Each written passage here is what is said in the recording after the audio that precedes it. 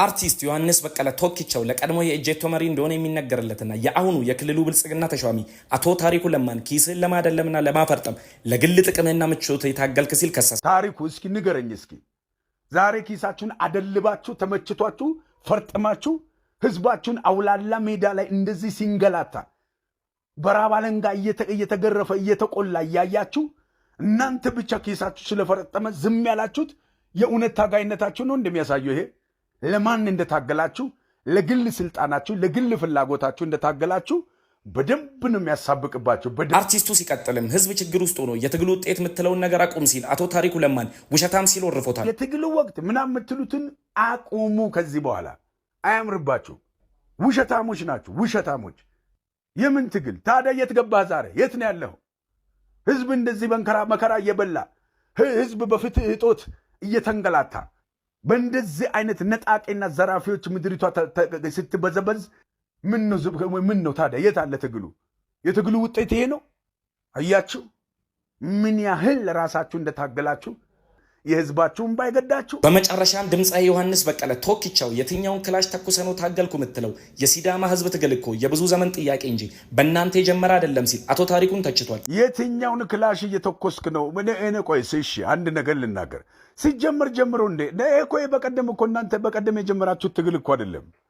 ይሄ እኮ የቆየ ብዙዎች የሞቱለት ብዙዎች ዋጋ የከፈሉለት ትግል ነው አይደለ እንዴ? ብዙዎች አልሞቱም? ብዙ የሲዳማ ልጆች አልሞቱም? ብዙዎች አላለቁም? በእናንተ ተጀምሮ በእናንተ ያበቃ አስመሰላችሁ ትግሉ። አቶ ታሪኩ ለማ በሲዳማ የክልልነት ጥያቄ ውስጥ ትልቅ ተጽዕኖ ከፈጠሩ ወጣቶች መካከል አንዱ አንተ ነህ። የሲዳማ ህዝብም ይሄን ያውቃል። አሁን ግን ህዝቡ በዘርፈ ብዙ ችግር ውስጥ ይወድቅ እያየ ኪስ ስለሞላ ዝምታን ከመምረጥ አልፈ ግፍ እየሰሩ ህዝቡን የበደሉትንም አካላት እየደገፍክ ትገኛለህ። የትላንት ታሳሪ የዛሬም አሳሪ ሆነሃል። እስቲ እኛን ጠይቅ አቶ ታሪኩ ለማ፣ ትላንት ከምታገለግልበት ከአዳሪ ቤተክርስቲያን ምዕመናን ውጪ የሚያውቃለን? ከኮረም ሰፈር ልጆች ውጪ ታሪኩ የሚባል ግለሰብን ጆሮ ሰጥቶ የሚያዳምጥ ነበርን? አዲስ አበባ ዩኒቨርሲቲ አብረው ከተማሩ ጓደኞች ውጪ ስለ ፖለቲካ የሚያወራ አንድ ሰው ተጠቁመናለን? ታዲያ ምን ነው በአጭር ጊዜ ውስጥ በህዝብ ስም ያገኘኸውን እውቅና ለኪስ ተጠቀምከው? ያ ክልል ብለህ ታገልክለት ህዝብ በየጎዳናው ሲወድቅ ጣዩ አንተ እንዴት ሆንክ? ደኢህዴን እንዳለፈው ሁሉ ይሄን መንግስት እንደሚያልፍ አውቀው ወደ ቀልብ እንድትመለስ ሲዳማ ኒውስ ጥሪ ያስተላልፍልሃል። በቀድሞ ኤጀቶ በአሁኑ የክልሉ መንግስት አመራር አቶ ታሪኩ ለማ ዙሪያ ሲዳማ ኒውስ ተከታታይ መረጃዎችን ወደፊት ያቀርባል። ሲዳማ ኒውስ የህዝብ ድምጽ። አዎ ሲጀመር ጀምሮ ማለት ነው። ሲጀመር ጀምሮ የትኛውን ክላሽ እየተኮስክ ነው?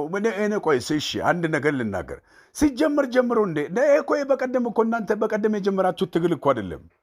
ይሄ እኮ የቆየ ብዙዎች የሞቱለት ብዙዎች ዋጋ የከፈሉለት ትግል ነው አይደለ እንዴ? ብዙዎች አልሞቱም? ብዙ የሲዳማ ልጆች አልሞቱም? ብዙዎች አላለቁም? በእናንተ ተጀምሮ በእናንተ ያበቃ አስመሰላችሁ ትግሉን። ሲጀመር ጀምሮ ነው እኮ አንደኛ የመጀመሪያው ታጋይ ነኝ እኔ ሲዳማን በዓለም አቀፍ ደረጃ በኢትዮጵያ ደረጃ በስራዬ ቋንቋዬን፣ ወጌን፣ ባህሌን በማስተዋወቅ እና ትግል ከተባለ የኔስ ምንድን ነው ይባላል? የኔስ ትግል አይደለም?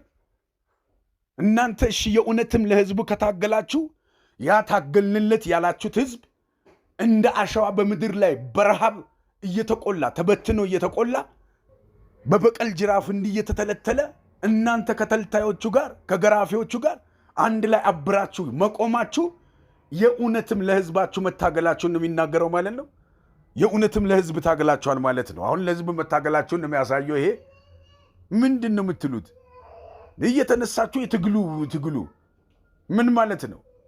ከአንተ ጋር ብቻ አይደለም፣ ከብዙ የሲዳማ ትላልቅ ምሁራን ጋር ከብዙ ሰዎች ጋር ተገናኝተን አውርተናል። ስለ ትግሉ በሰላም መሆን እንዳለበት፣ ሐቅ እናውራ ከተባለ እውነት እናውራ ከተባለ ማንም ሞት እንደሌለበት፣ ምንም አይነት ደም መፍሰስ እንደሌለበት ሰላማዊ ትግል ሆኖ ድል እንደሚመጣ አውርተናል ከብዙዎቹ ጋር። ብዙዎቹም እንደው ተገርመው አድንቀው ነው ይህንን ሐሳብ ያለፉትና ዝም ብላችሁ እየተነሳችሁ የትግሉ ወቅት የት ነበርክ?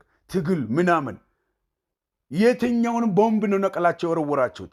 ታሪኩ እስኪ ንገረኝ። እስኪ ዛሬ ኪሳችሁን አደልባችሁ ተመችቷችሁ ፈርጥማችሁ ህዝባችሁን አውላላ ሜዳ ላይ እንደዚህ ሲንገላታ በራባለንጋ እየተገረፈ እየተቆላ ያያችሁ እናንተ ብቻ ኬሳችሁ ስለፈረጠመ ዝም ያላችሁት የእውነት ታጋይነታችሁ ነው እንደሚያሳየው። ይሄ ለማን እንደታገላችሁ፣ ለግል ስልጣናችሁ፣ ለግል ፍላጎታችሁ እንደታገላችሁ በደንብ ነው የሚያሳብቅባችሁ። በደንብ ነው የሚያሳየው እኮ። ትላንትና ታገላችሁለት ክልል ያስገኛችሁለት ህዝብ ዛሬ እንደዚህ ሲሰቃይ የት አላችሁ? የት አላችሁ? ለእናንተን የታገላችሁት። እኔ ግን ስልጣን ፍላጎትም የለኝም መንገዴም አይደለም። እኔ ሙዚቀኛ ነኝ። የህዝብ ሮሮና ሰቆቃ እምባ ነው አሁን ዛሬ እንደዚህ አንገብግቦ ያስረሳኝ። ለዛውም ጥሩ ኮንዲሽን ላይ ባለሁበት ሰዓት ላይ ማንም የሌላቸውን ሚስቴና ልጆቼን ነው ትቼ የተነሳሁት፣ አሳልፌ ህይወትን የሰጠሁት። እናንተ ብዙ ሺዎች መሃል ተከልላችሁ ነው የተዋጋችሁት የታገላችሁት። እኔ ግን አውላላ ሜዳ ላይ ነው ብቻዬን ታልፌ የሰጠሁት፣ ታልፌ የተሰጠሁት። እንዲሁም ኢትዮጵያ በቀለች፣ ሌሎችም አሁን ያሉት እንደናንተ ጊዜ አይነት ትግል አይደለም። ትግል ከተባለ ትክክለኛው ትግል ይሄ ነው።